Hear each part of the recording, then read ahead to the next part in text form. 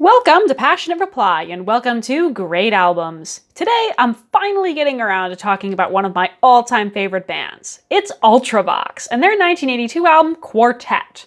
Quartet was the sixth album to be released under the Ultravox name, and the third to feature their best-known lineup, fronted by Midge Ure. While the band's classic lineup would never match the impact of 1980s Vienna, they enjoyed fairly consistent mainstream success through the mid-80s. Their preceding LP, Rage in Eden, produced only 2 singles, but both were well received.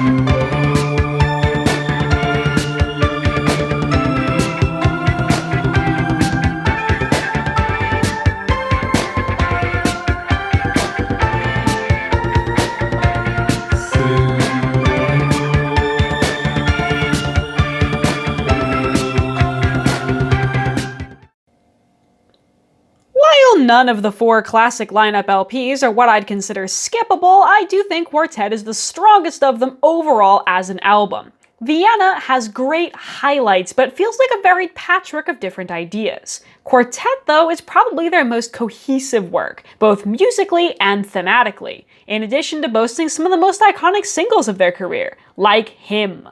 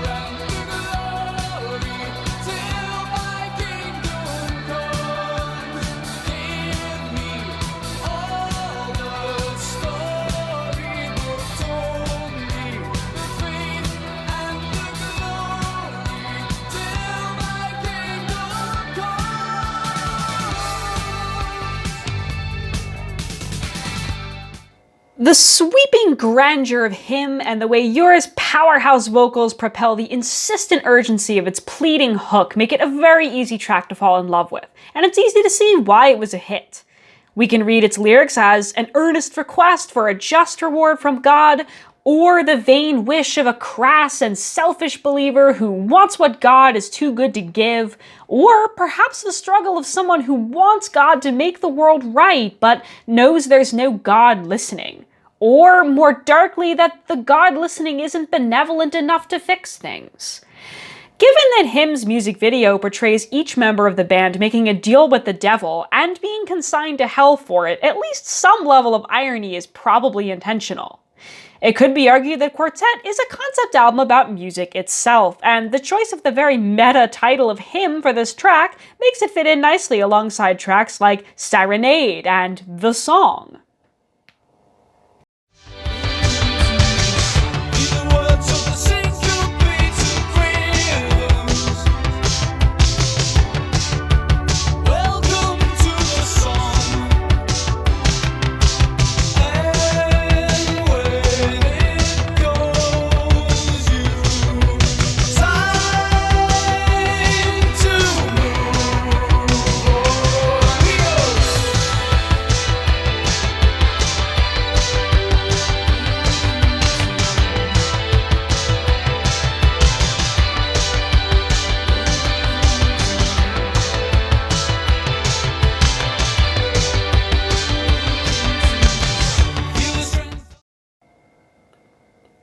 memorable closing track if there ever was one, the song is perhaps the clearest representation of the motif of music as a dangerous but irresistibly beguiling force that draws us in against our will and does with us whatever it wants.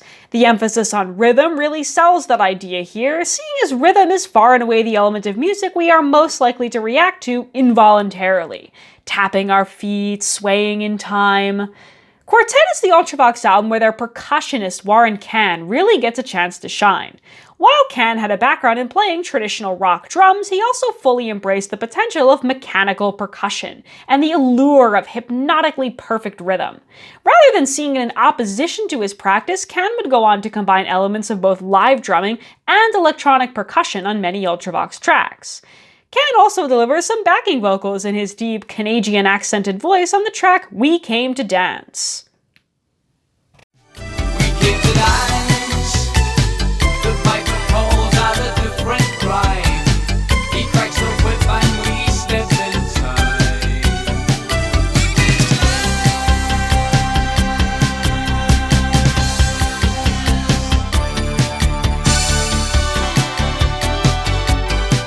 We came to dance. Making moves for a passion play. The ties that bind us just slip away.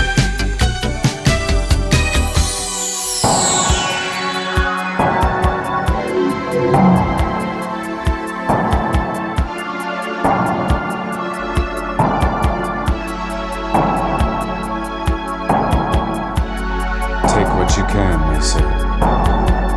Take it while you may. But keep in mind, the penalty fits the crime, and it deals no softened blow.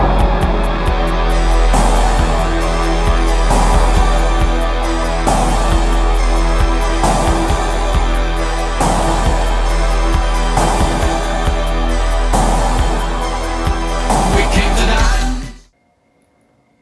The dark and slinky We Came to Dance would prove to be a successful single for Ultravox, though the single version would omit Cann's smoken part in that bridge. But lest you think every track on Quartet is entirely percussion-propelled, look no further than the single that preceded it, Visions in Blue.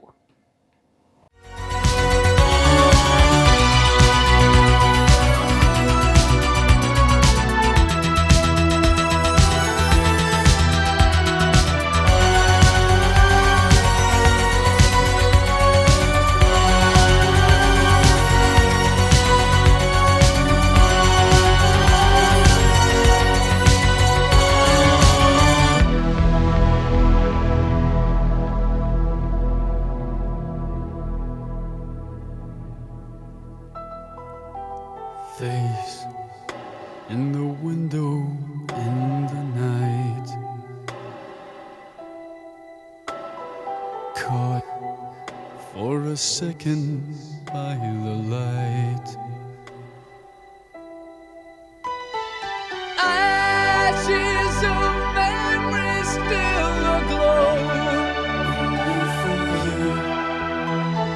Portraits and pictures you once saw. Visions in blue.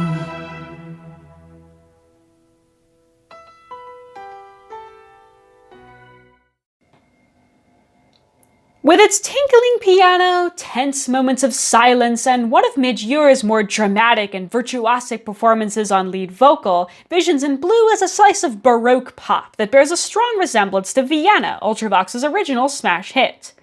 Overall, Quartet has a bit less rock and roll to it than much of Ultravox's other work, and particularly when compared to the heavier guitar solos of their preceding album Rage in Eden. That said, there are still several tracks here that are more guitar-driven, such as Mine for Life and When the Scream Subsides. Yes, we had it all, had the key gripped in our hands. We could see the fall as the martyr understands. When the chorus calls, there's no room for hope inside. Losing all when the scream subsides. Just the two of us.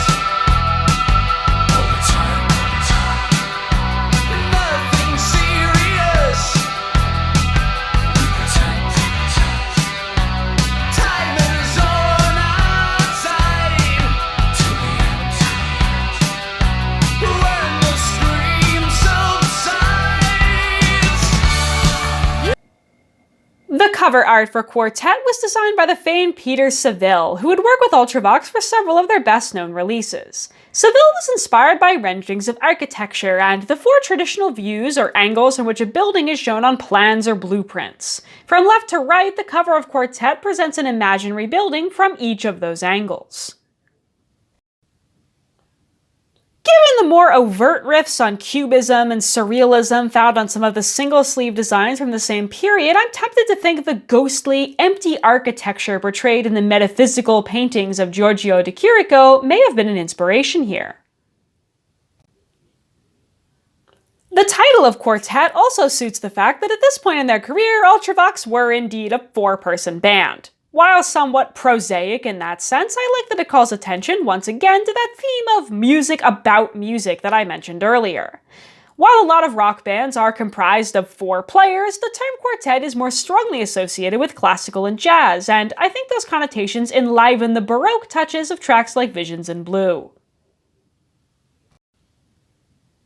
After Quartet, Ultravox would release one last album with their classic lineup, 1984's Lament. Like Quartet, Lament would stick to a more cohesive theme. As its title implies, it's a fairly morose and despondent album with more gothic themes than their prior work.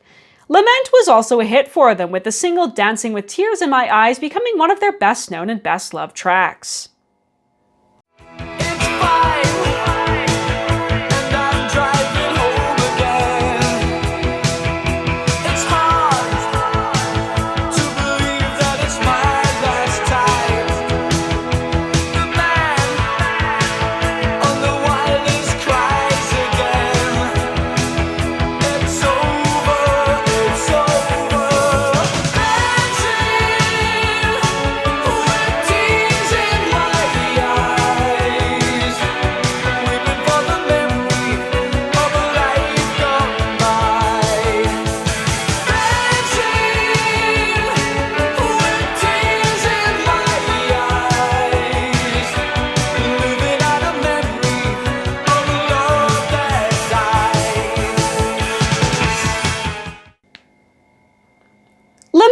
Last album to feature Warren Cann, who was dismissed over creative tensions during recording sessions for their 1986 follow-up U-Vox, shattering the classic lineup that had brought them so much success.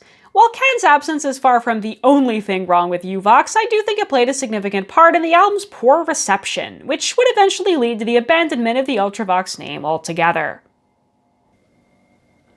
My favorite track from Quartet is Cut and Run. While I like it mainly for its thin synth blasts in the beginning and those delightfully 80s breath samples, it's also one of the most sinister compositions anywhere in the Ultravox catalog. Cut and Run basically glorifies suicide in a pretty straightforward manner, portraying the act as something spiteful and true.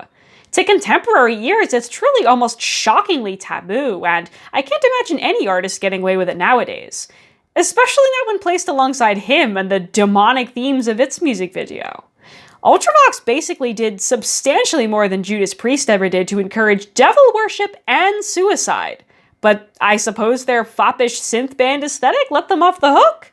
Listen for yourself and see what you think. That's all for today. Thanks for listening.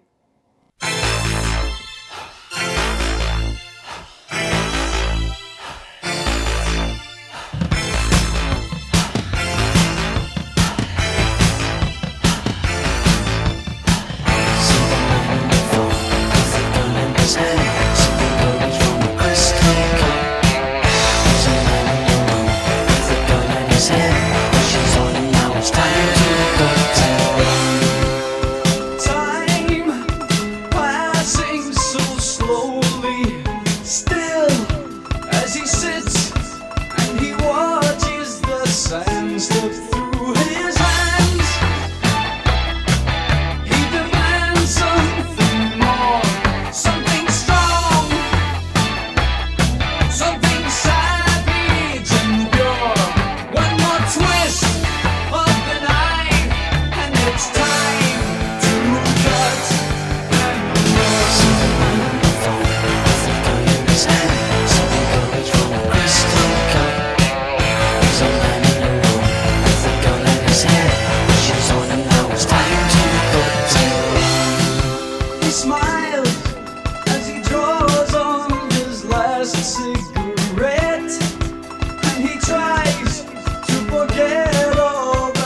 forces of